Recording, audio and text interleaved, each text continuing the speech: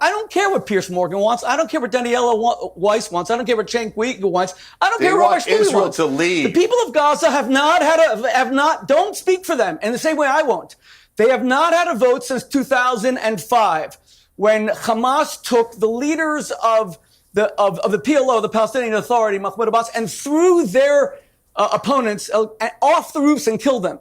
Then Hamas abolished all elections. In today's video, we dive into one of the most explosive debates you'll ever see on television. Cenk Uygur, host of The Young Turks, goes head-to-head with Rabbi Shmuley in a fiery showdown over Israel, Gaza, and the morality of modern warfare. What starts as a sharp exchange quickly escalates into a battle of history, ethics, and raw emotion. Cenk doesn't hold back, calling Israel a terrorist state and accusing its leaders of justifying the killing of children in Gaza. On the other side, Rabbi Shmuley pushes back hard, invoking Winston Churchill, World War II, and America's own wartime actions to argue that Israel's conduct must be seen in a broader context. And she's one of the most vicious terrorists of my lifetime. These settlers are lunatic religious fundamentalists that believe in murdering Palestinians for God. It's an absurd interpretation of any religious document. The overwhelming majority of Jews, by the way, do not agree with them. They don't think that you have to murder Palestinians for God. And so when you asked her that last question, it was actually very interesting what her answer was.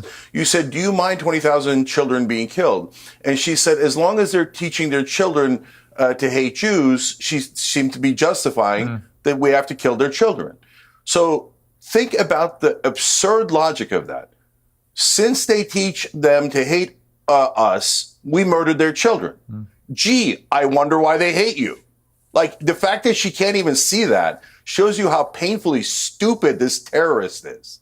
So I'm done. You guys are way too polite to Israel. Israel is a terrorist state. I'm not interested in it. I'm not interested in supporting it. I'm not interested in having them steal more Arab land. And I said to you, Piers, a long time ago, that this was never about self-defense. This was about taking Gaza. Well, I was right. I've been proven right by Netanyahu and their terrorist government. I called them terrorists, and I said that they would kill more civilians than Hamas. Are you kidding me? They've now, get a load of this fact. Hamas killed 815 civilians on October 7th. Terrible. We've all condemned it 1,000 times.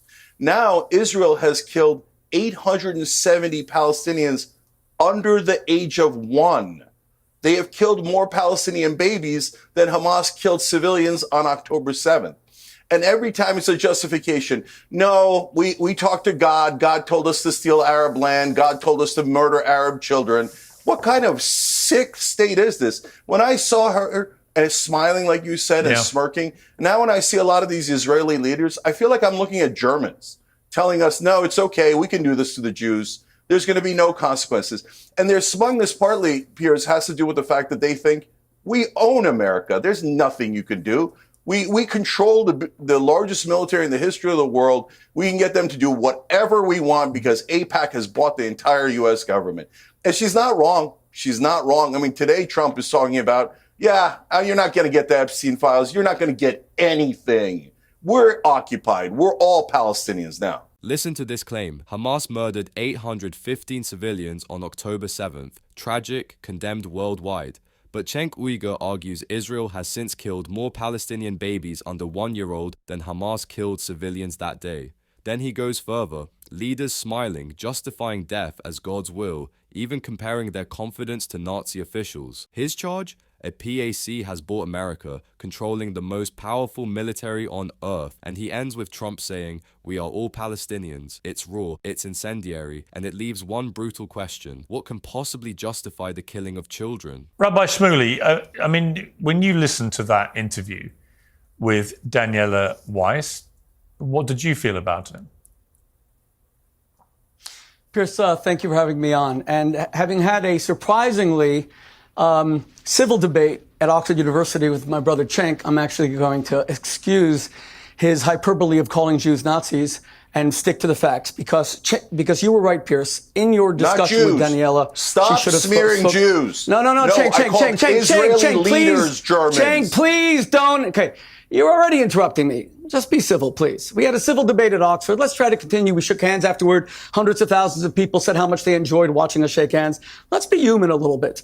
I'm going to do what you said, Piers, and stick to the facts. Number one, Cenk just said that Israel killed so many more civilians that were killed on October 7th. 45,000 Britons died in the Battle of Britain when the Luftwaffe and Hermann Goering, bombed London, Northampton to smithereens. But Churchill killed 700,000 German children. He killed 3 million German civilians. That was terrible. But here's my question to you, Piers. Outside of Parliament is a giant statue of Churchill as the greatest statesman in the history of Britain. Was Churchill a war criminal, yes or no? No, Churchill wasn't a war criminal. In fact, Matthew, I saw you shaking your head. Okay. He wasn't. Okay. You said facts. You said facts. Hang on. If you're going to make statements like Churchill, 45. Wait. Your numbers aren't correct you can about expand. the number of civilians who died. Never mind anything else. Yes, they are. There were 3 million German civilians killed by Britain and by the United States. There were 70,000 Japanese killed on a single day in Hiroshima and then Nagasaki. Half of them were children. 35,000. Was Harry Truman a war criminal? Was Roosevelt a war? If you are prepared to say, Piers, based on facts and based on what Cenk just said, that the proportion of civilians to combatant deaths determines whether you're a war criminal. And by the way, Churchill killed 5 civilians for every 1 German combatant. The United States in Fallujah killed 4 civilians in Fallujah in Iraq for every 1 terrorist Iraqi combatant. So was George W. Bush a war criminal? Was Tony Blair a criminal? If you're prepared to at least be consistent and say that yes, I think Bush and Blair were war criminals. 3 million was Churchill. Okay, do you think that Winston Churchill was a war criminal? It's a yes or no question. No. The same way you put it to Danielle, yes or no? Churchill, No, So Churchill can kill 3 million All right, you've Germans, asked a question. Okay? Let's cut through the noise. In this exchange, big numbers are flying. 3 million German civilians, 4-1 in Fallujah, but history doesn't back that up. Best estimates put German civilian deaths in the hundreds of thousands, not millions. Hiroshima and Nagasaki? Catastrophic, yes, but the half were children claim doesn't hold up. And more important, that isn't how international law defines a war crime. It's not a scoreboard of civilians versus combatants. It's distinction, proportionality, and precautions. Did you target fighters, weigh civilian risk, and take steps to limit harm? That's the test. So when the debate shifts to Churchill, Truman, Blair, Bush, watch the move. That's not fact-checking, that's whataboutism. Stay with the standard, apply it consistently, then ask, do the actions on the ground clear that bar or not? You've asked a question, Matthew. I think it's a completely coherent and fair question. It's about means and ends. Is the means justified to achieve a given end? For what it's worth, I think that consequentialist approach is legitimate. I think that Truman was justified in the atomic bombs. I say that reluctantly, but I think there would have been many more deaths had the Second World War not been brought to an end in that way. I know some people will disagree with that position. However, so you're one of the most fair person. Wait a second. Just so you're one of the most fair finish. person that I've ever spoken to about on this show. All I'm saying is, let's be clear. Piers, God weeps for every Palestinian child, the 20,000 children. I don't know if it's 20,000, but even if it is, weeps for every one. One was too many. But every Arab child is the equal of a Jewish child. But whose responsibility is it? Who builds? I live in a community here in New York, New Jersey. There is no army base near me. Why are the Hamas headquarters in nurseries? Why does Hamas use these children to die so that you will then point the finger? Now, even Hitler did not do that. The German military headquarters were not built in kindergartens. And let me say one final thing, Piers, if I may. Piers, you know what struck me about your interview with Daniela Weiss? You did not once ask her, what do the people of Gaza want? I don't care what Piers Morgan wants. I don't care what Daniela Weiss wants. I don't care what Cenk Uygur wants. I don't care what Rabbi Shmuley wants. To lead. The people of Gaza don't speak for them in the same way I won't. They have not had a vote since 2005 when Hamas took the leaders of the PLO, the Palestinian Authority, Mahmoud Abbas, and threw their opponents off the roofs and killed them. Then Hamas abolished all elections. Now, I want the people of Gaza to vote. Do you want to remain in that tiny hovel where you don't have a backyard, where any money that's given to Hamas, if it's rebuilt, will be, again, it'll go to tunnels? Remember that the Hamas got triple the Marshall aid per capita for Palestinian, and they didn't build one bomb shelter, they didn't build one school, they didn't build one university, they just built tunnels and rockets.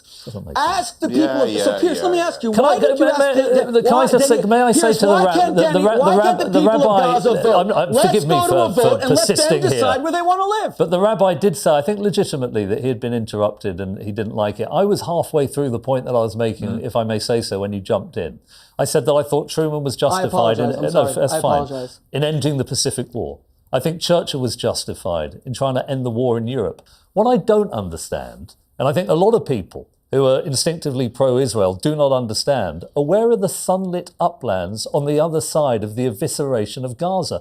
I've been told by senior Israeli officials, confidentially, that young Gazans, Palestinians, and people across the Middle East are being radicalized, that these dead Hamas fighters are being replaced at a rate of 5 to 1. This isn't going to affect Israel for the next 5 months or 5 years, but for the next 50 years. And how on earth is flattening Gaza going to help the protection of Israel when their funders are in Tehran? No, I agree. The image, and let me just make one final point. In the medium term, I say to the rabbi, and I say this with great sincerity, the image of Israel, I don't want to superficialize it, but the brand of Israel, that liberal democracy in a tough neighborhood which sits unconsciously behind Western support and has done since the Second World War, has been obliterated, shattered into a million pieces. The next generation of American leaders are going to grow up where the most salient image in their minds is not going to be the Holocaust, as it is for our generation. It's going to be emaciated Gazan children dying in their thousands, being starved via a blockade. I say to you, I understand why Israelis and Jews rallied around Netanyahu after October the 7th. Who wouldn't after an atrocity of that kind? But I believe you've been goaded into an overreaction that will reverberate through history of great strategic disadvantage to a country I want to do well. I see you. All right, and before I let Rabbi Shmuley respond, before you respond, Rabbi Shmuley, I just wanted to pick you up on the statistics that you regaled at the start of that, which I think you said that the British killed 3 million German civilians, including 300,000 children. Is that what you said? A 5 to 1 combatant to civilian. Just to be ratio. clear, you said 3 million, and of which 300,000 were children. That's what you said, right? Right. It's the British decimated Cologne, they decimated Berlin, they decimated Hamburg, they decimated Dresden. In Dresden, they killed 30,000 in one night, etc. Let me finish my point. You were completely wrong. You were wildly exaggerating the number of civilians killed by the British bombing campaigns, the Allied bombing campaigns. It's estimated between 350 and 500,000 German civilians were killed in total by Allied bombing in World War II. And I would also add this. At the end of 500,000. Okay, so I said 700,000. Let me finish my point. Let me finish my point. So it was a sixth of what you said, in fact. But the wider point is we brought in the Geneva Convention at the end of World War II specifically to address the issues of mass civilian casualties in World War II. The UK signed up to that. Most countries of the world signed up to Geneva.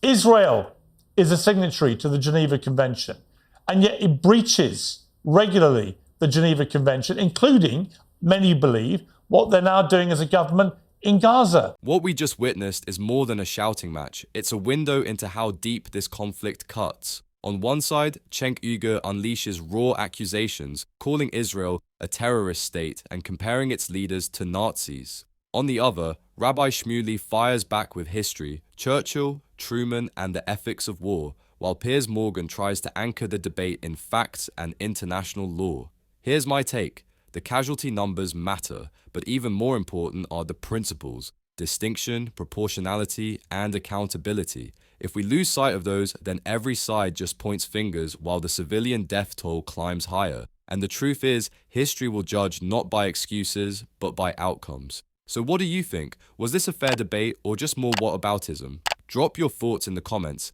I genuinely want to hear them. And if you value unfiltered analysis like this, hit that like button, subscribe, and turn on notifications so you don't miss the next breakdown.